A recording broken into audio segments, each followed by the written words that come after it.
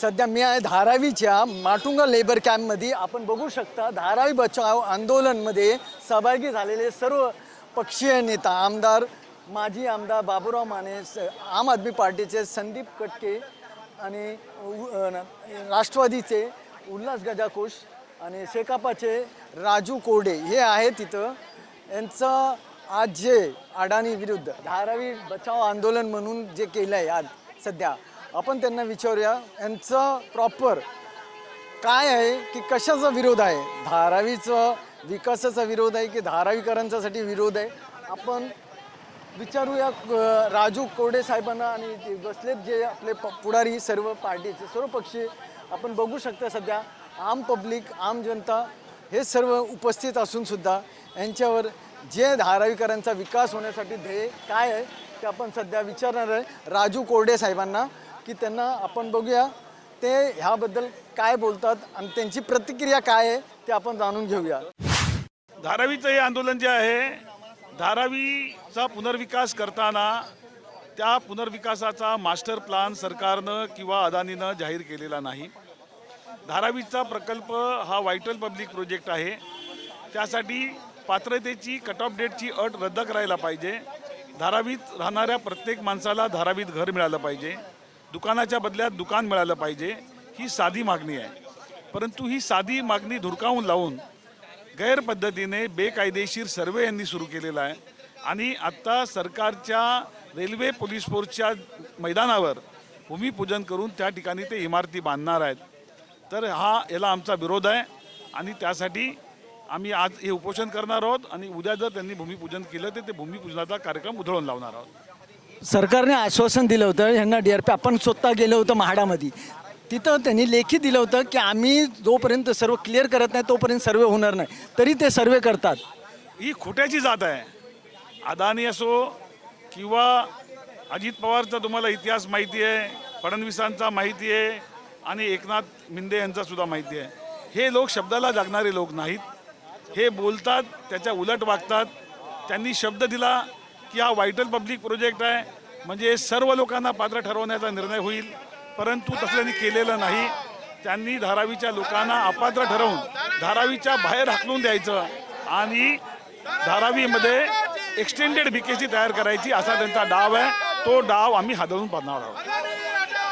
हे होते आपले माननीय शेकापाचे राजू कोरडे साहेब. धारावीकरांचा मुद्दा अत्यंत साधा आहे. धारावीतल्या प्रत्येक माणसाचं धारावीतच पुनर्वसन झालं पाहिजे. धारावीतच त्याला 500 चौरस फुटाचं घर मिळालं पाहिजे. अदानीची कंपनी ही प्रायव्हेट कंपनी आहे.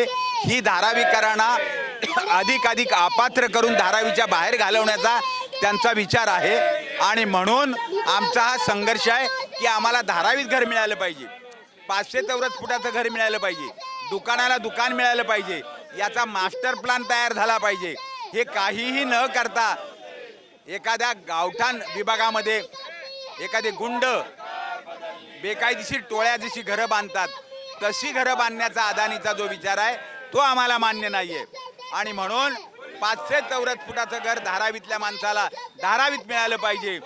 त्याला धारावीच्या बाहेर पाठवता येणार नाही, यासाठी आमचा हा संघर्ष आहे. म्हाडाने आपल्याला आश्वासन दिलं होतं, आपण सर्व पक्ष गेलो होतं तिथं ते सर्वे थांबवण्यासाठी, तुम्ही करा, तर त्याचा डावळून अडाणी परत सर्वे करतो. त्याच्याबद्दल अदानीचा सगळ्या अधिकाऱ्यांवर दबाव आहे.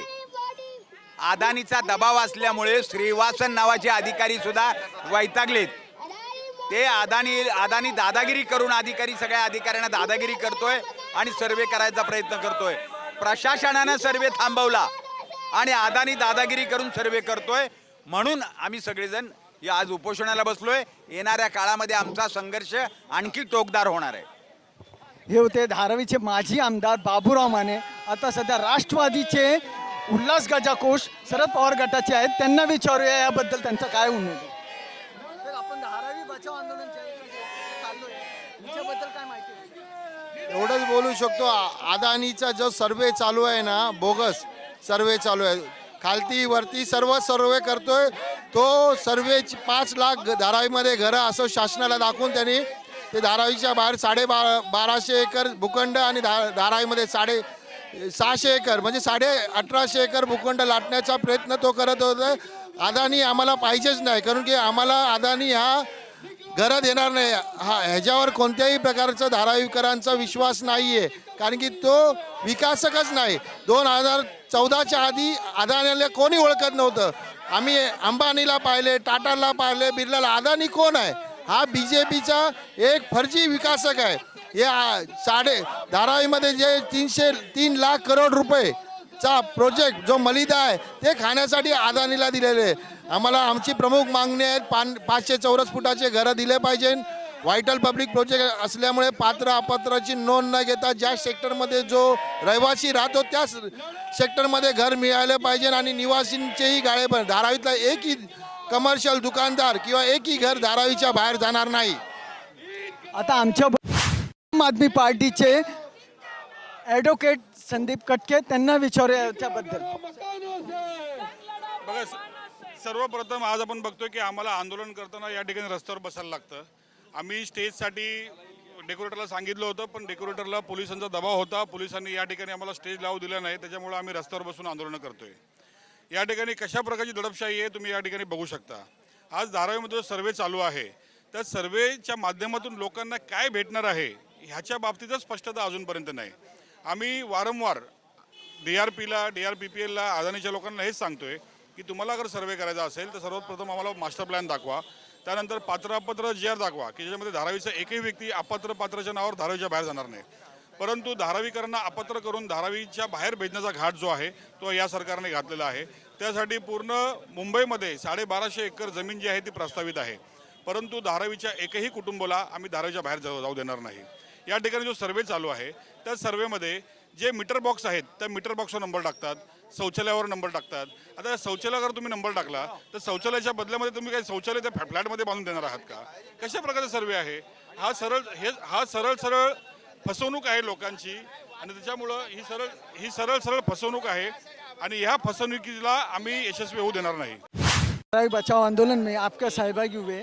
हम लोग चाहते हैं कि धराई की जो रहवासी है जिनका घर है उनको धराई में ही दिया जाए और 500 स्क्वायर फुट का दिया जाए. और अडानी से हम बनाना नहीं चाहते.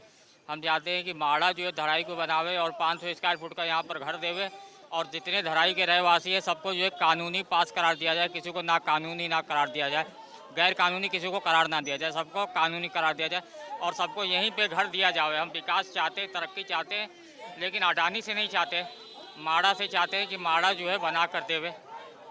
यही हमारी बात है.